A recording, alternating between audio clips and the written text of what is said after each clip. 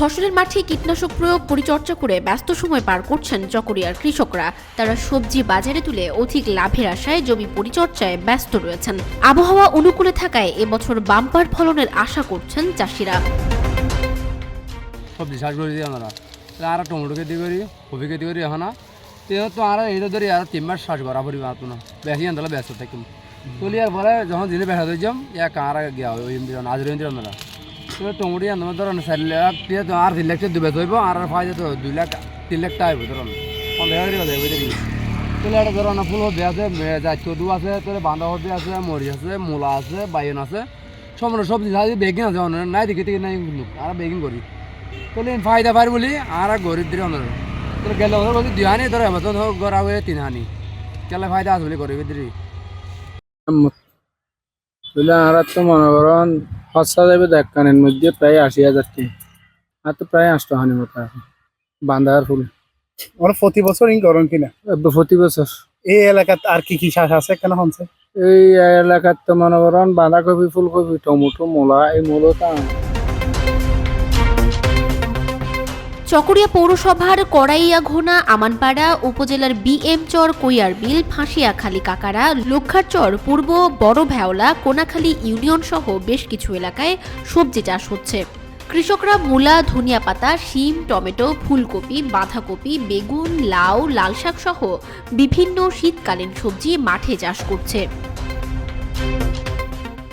হ্যাঁ, হবি গুজিরে 1.5 হানি মরিচ হবে মিয়ে, তাহলে খরচ হানিয়ে প্রায় 70,000 লতে যাইব। 30,000 লাগিয়ে 40,000 খরচ।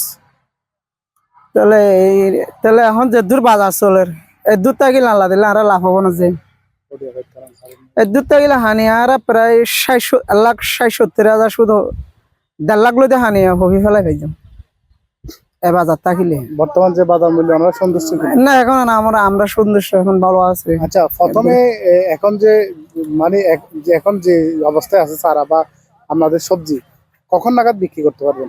এই ধরুন না আর মাত্র 30 দিন।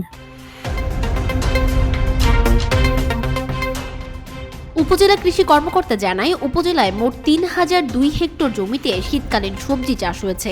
এবারও কৃষকরা আগাম সবজি চাষের দিকে ঝুঁকছেন। আবহাওয়া অনুকূলে থাকায় চলতি বছর লক্ষ্যমাত্রার চেয়ে সবজি উৎপাদন বেশি হবে।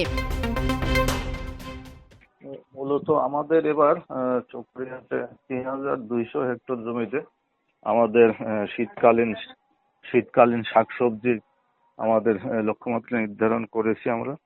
এই বছর আপনার মানে আবহাওয়া অনুকূলে থাকায়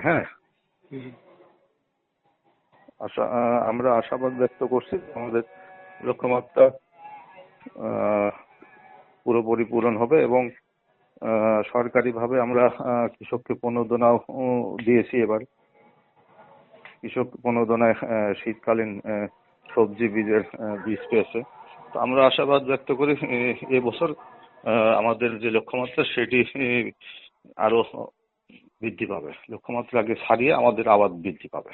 কথা হচ্ছে যে বর্তমান যে বাজার সবজির দাম বাজারে, এটা নিয়ে কৃষক সন্তুষ্ট কিনা? বর্তমানে আসলে যে সবজির দাম, এটা তো মূলত কৃষক তো সন্তুষ্ট না, কারণ কৃষক তো ন্যায্য মূল্য পাচ্ছে না। কারণ যে সবজি কৃষক যে দামে বিক্রি করতেছে, আমরা যারা ভোক্তা আছি, যারা কিনে খাচ্ছি, তারা বেশ কয়েক গুণ বেশি দামে কিনে খাচ্ছি। তো এই মধ্যস্বত্বভোগী যে বিষয়টা, এটা যদি আসলে দূর করা যায় তাহলে কৃষক ন্যায্য মূল্য পাবে বলে আমরা আশা করি। চকরিয়ার এসব উৎপাদিত সবজি জেলার চাহিদা পূরণ করে দেশের বিভিন্ন জায়গায় সরবরাহ করা হয়।